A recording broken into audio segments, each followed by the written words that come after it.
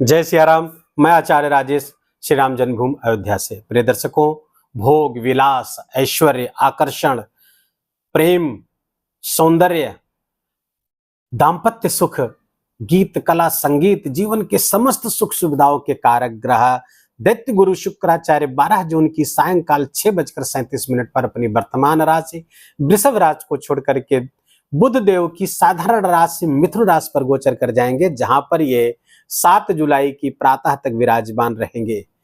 कई मामलों में ये गोचर अत्यंत महत्वपूर्ण होने जा रहा है वृश्चिक राशि के जातकों के लिए। पहला महत्वपूर्ण तथ्य तो ये है कि शुक्रदेव जिसकी राशि पर गोचर करने जा रहे हैं, अर्थात बुध देव की राशि पर गोचर करने जा रहे हैं, तो ऐसे में बुध भी साथ साथ गोचर करेंगे और फलतः बन जाएगा लक्ष्मी नारायण राजयोग। जबरदस्त राजयोग है ये लक्ष्मी नारायण राजयोग। लक्ष्मी कहते हैं शुक्र को, लक्ष्मी के प्रतिनिधि देवता हैं शुक्र, लक्ष्मी के प्रतिनिधि ग्रह हैं शुक्र और बुध के प्रतिनिधि देवता है विष्णु। फलतः लक्ष्मी नारायण योग यहां पर बनता हुआ दिख रहा है और ये एकमात्र राजयोग ऐसा है जो आपके धन संपदा का बहुत बड़ा कारक हो सकता है।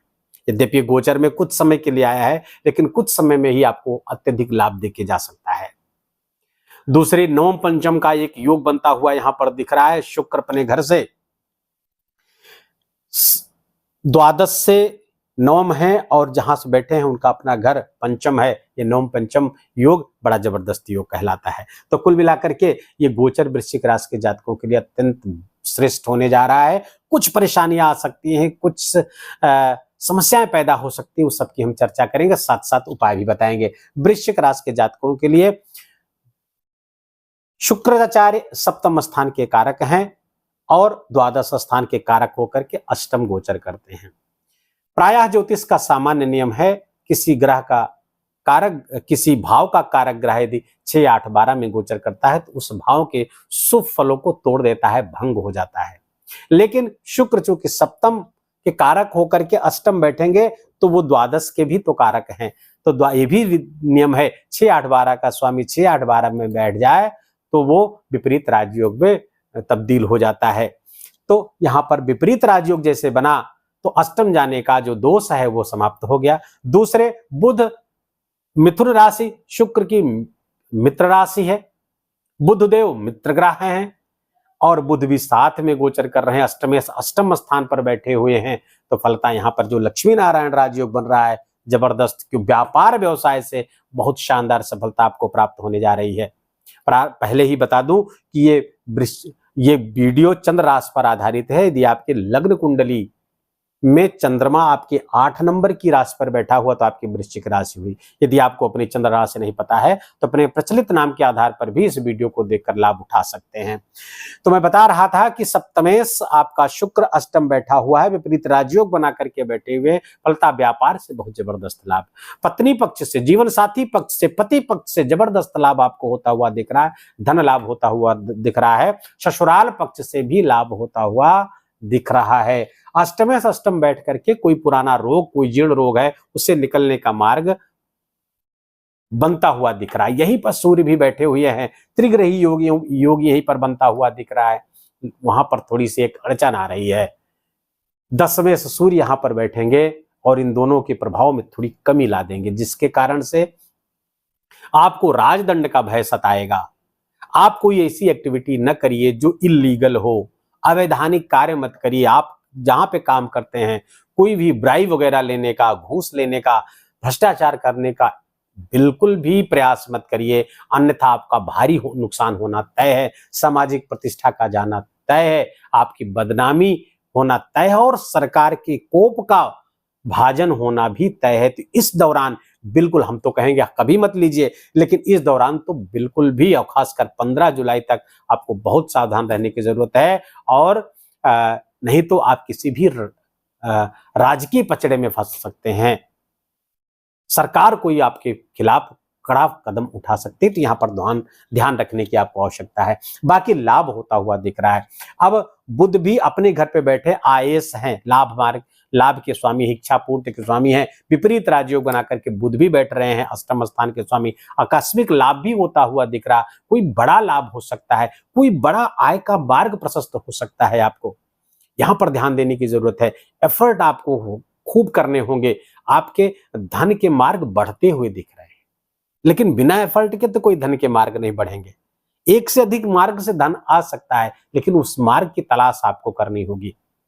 कुछ गहन अध्ययन, ये अष्टम भाव सूक्ष्म चीजों के अवलोकन का है, अन्वेषण का है, रिसर्च का है। जरा सोचिए, जरा तलाशिए, जरा बात करिए कि आपकी जो इस समय आय है उसके अलावा और कौन सी आय हो सकती है। आप तलाशेंगे, रास्ता दिखेगा, उस रास्ते से आय भी आपकी शुरू होगी। लेकिन ध्यान रहे, वो आय अवैधानिक नहीं होनी चाहिए, इतना ध्यान रखने की आवश्यकता है। दोनों की, शुक्र और बुध की दृष्टि आपके धन स्थान पर पड़ रही है। मीडिया के कारक हैं, कम्युनिकेशन के कारक हैं बुध, शुक्र उसमें कलात्मकता पैदा कर रहे हैं।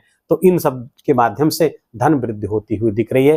कुटुंब में सुख, कोई धार्मिक आयोजन, कोई मांगलिक कार्यक्रम आपके घर में होता हुआ दिख रहा है, जिससे घर में प्रसन्नता आएगी।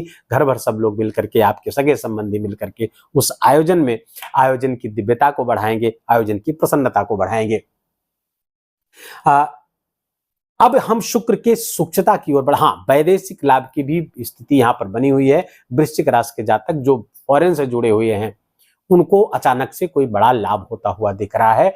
और दूसरी, अगर आप विद्यार्थी मतलब शिक्षा के लिए गए हैं वहां पे, तो कुछ बड़ा आपको लाभ वहां मिलता हुआ दिख रहा। हो सकता है आपको वहीं पर कोई काम मिल जाए, हो सकता है आपको कहीं वही उसी प्रोजेक्ट पे आपको काम मिलने की संभावना बन रही है। लेकिन स्वास्थ्य का ध्यान रखना होगा। शुक्र जिस स्थान पर बैठते हैं, ज्योतिष के विद्यार्थी हमारे नोट करें, शुक्र जिस भी स्थान पर गोचर करते हैं, उस स्थान से छठे स्थान को तोड़ देते हैं, वहां से बुरा फल। तो यहाँ से छठा स्थान आपका हुआ लग्न, स्वास्थ्य का आपको ख्याल रखना है, देखना है। भौतिक सुख सुविधाओं के भोगने के चक्कर में कहीं कोई आपत्ति विपत्ति न मोल ले लें, कहीं कोई शारीरिक रोगता ना आ जाए, कोई बीमारी ना आ जाए। तो सुख सुविधाओं को, जो भोग वृत्ति पर थोड़ा अंकुश लगाए रखेंगे, चरित्र पर थोड़ा नियंत्रण रखेंगे, तो बहुत अच्छा ये गोचर होगा आपके लिए। थोड़ा सा सूक्ष्मता की ओर बढ़ेंगे। फलादेश के 3 नक्षत्रों पर गोचर करेंगे शुक्र यहाँ पर। पहला मृगशिरा, दूसरा आर्द्रा और तीसरा पुनर्वसु। मृगशिरा नक्षत्र पर 7 जून से 18 जून तक रहेंगे। मृगशिरा नक्षत्र के स्वामी है मंगल, और मंगल आपके राशि से अष्टम गोचर कर रहे हैं, छठे गोचर कर रहे हैं। फलता रोग ऋण नक्षत्र पर आप हावी रहेंगे। शुक्र जब उनकी नक्षत्र पर पहुंचेंगे तो शत्रु आपके लिए लाभकारी हो जाएंगे।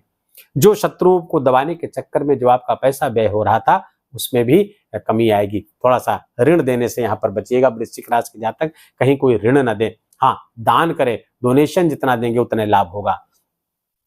दूसरे, स्वास्थ्य का बिल्कुल भी ख्याल रखें आप। रोग ऋण और शत्रु वैसे तो बिल्कुल दबे हुए रहेंगे, लेकिन नए शत्रु, नए ऋण और नए रोग के प्रति आपको सावधान रहना है। आर्द्रा नक्षत्र पर 18 से 28 जून तक गोचर करेंगे। 18 और आर्द्रा नक्षत्र के स्वामी हुए राहु, और राहु गोचर कर रहे हैं पंचम। फलतः बच्चों से संबंधित कुछ निराशा हाथ लग सकती है, बच्चों की शिक्षा से मन हट सकता है, या बच्चों से थोड़ा सा दूरी होने का आपको भय सता सकता है कि बच्चा हमारा हमसे दूर रहेगा, किसी किन्हीं कारणों से आपसे दूर जा सकता है। बच्चों के आचरण पर थोड़ा नियंत्रण रखने की आवश्यकता है। वो कहाँ उठ रहे हैं, कहाँ बैठ रहे हैं, किन के साथ जा रहे हैं, इन मोबाइल में या लैपटॉप पे क्या कर रहे हैं, इस पर आप ध्यान रखें, क्योंकि बच्चा अगर आपका किशोर वय है तो थोड़ा सा भटक सकता है।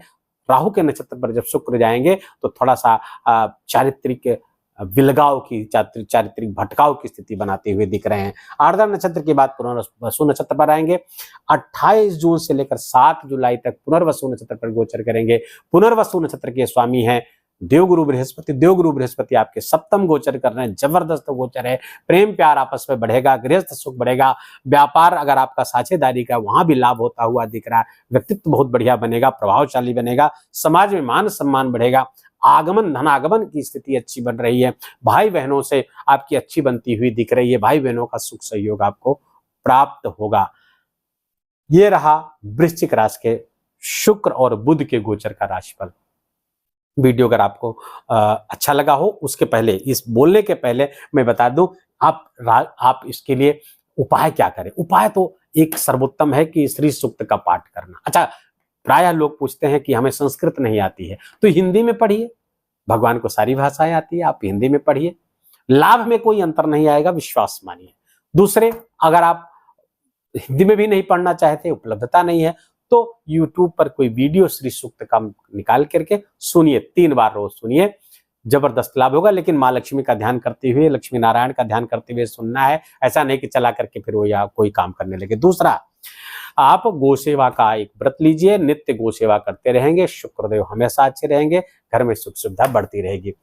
वीडियो को यही समाप्त करेंगे। और अगर वीडियो आपको अच्छा लगा हो, आपके काम का लगा हो, मेरा बोलना आपका सुनना सार्थक हुआ हो, तो वीडियो को लाइक करिएगा। कमेंट में जय सिया राम लिखना बिल्कुल भी मत भूलिएगा। चैनल पर आपका आगमन प्रथम है तो आपका स्वागत है। चैनल को सब्सक्राइब कर लीजिए, बेल आइकन की घंटी दबा लीजिए। अपना ख्याल रखिए, अपनों का ख्याल रखिए, माता पिता की खूब सेवा कर उनका आशीर्वाद लीजिए। जय जय सिया राम।